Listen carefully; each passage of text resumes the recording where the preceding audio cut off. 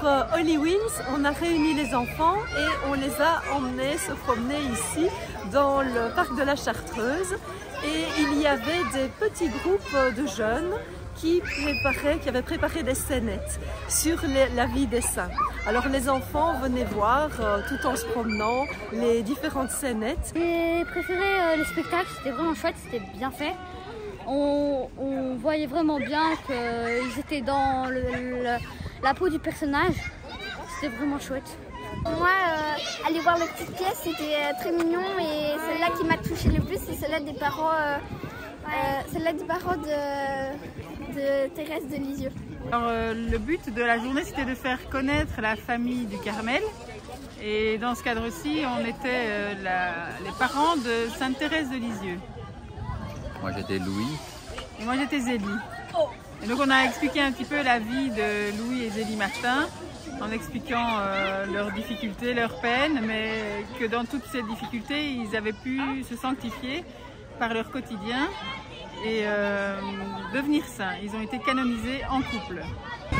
Oui, on a insisté sur le fait qu'un couple pouvait aussi devenir saint et que ce n'était pas uniquement l'affaire de religieux ou de religieuses.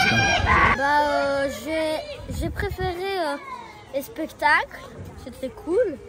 En plus, on en a profité pour faire une petite balade. Alors moi, c'est Saint Jean de la Croix, un saint espagnol. Jean de la Croix, il a été enfermé dans une cellule et durant ce temps, il a écrit 2 livres qu'après il a publiés. Et donc il est saint, il a été canonisé et c'est docteur de l'Église. Bonjour, moi c'est Thérèse Davila, je suis une carmélite espagnole qui a vécu au VIe siècle. J'ai réformé le Carmel. Avant, ils étaient très riches et possédaient beaucoup de biens.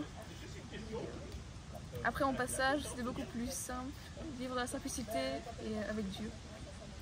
Voilà, et donc ça a permis aux carmélites de vivre vraiment juste avec Dieu et pas besoin d'avoir plus les richesses, les accessoires, et donc vivre vraiment dans la pauvreté.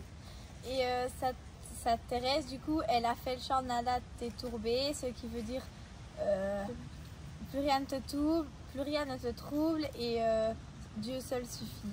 Voilà.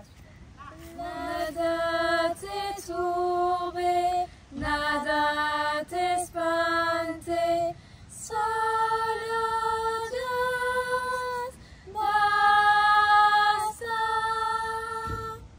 Eh bien, on a joué une histoire dans laquelle on était 2 pèlerins, père et fils, et on allait au Mont Carmel en Israël, et on a raconté l'histoire de Élie.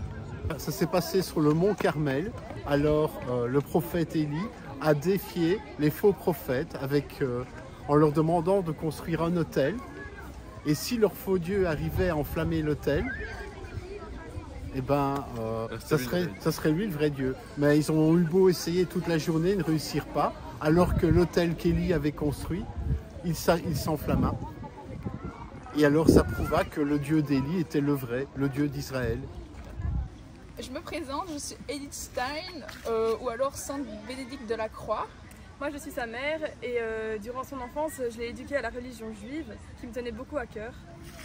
Mais j'ai décidé de demander le baptême suite à la lecture du livre de Sainte Thérèse d'Avila qui m'a bouleversée. Et ça a été une déchirure entre nous deux parce qu'elle quittait la religion juive. Plus tard elle commence à enseigner à l'université, elle est très intellectuelle et très intelligente. Mais les nazis sont de plus en plus influents et elle doit arrêter d'enseigner. Elle s'enfuit, elle va au Carmel de Cologne et plus tard elle est retrouvée et emmenée dans un camp de concentration où elle est exterminée en Suisse. Et elle a été canonisée par Saint Jean-Paul II. On a marché et découvert des saints. Aujourd'hui on a découvert Sainte Thérèse de Lisieux. Allez au niveau de la lune là-bas. Carmel. Et du coup, elle m'a décrit mes mémoires comme ça, parce qu'elle pensait quand même que c'était important. Et c'était vraiment très chouette parce que toutes les générations étaient ensemble et j'ai vu des familles complètes qui assistaient et qui étaient très heureuses d'y assister. Ensuite, nous sommes allés à l'église pour un temps de prière. D'abord des chants bien entraînants et puis alors les enfants se sont recueillis devant le Saint-Sacrement. Ça, c'est vraiment un moment très fort, très beau et très touchant. Et puis après la traditionnelle photo de groupe avec tous les enfants déguisés en saints ou en anges.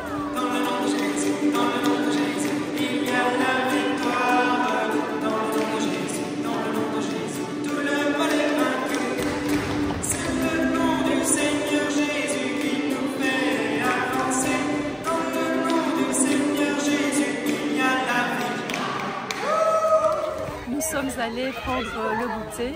Les sœurs nous avaient préparé des gaufres et du chocolat chaud. C'est une journée qui enthousiasme toujours beaucoup les enfants. J'ai bien aimé l'adoration et le goûter.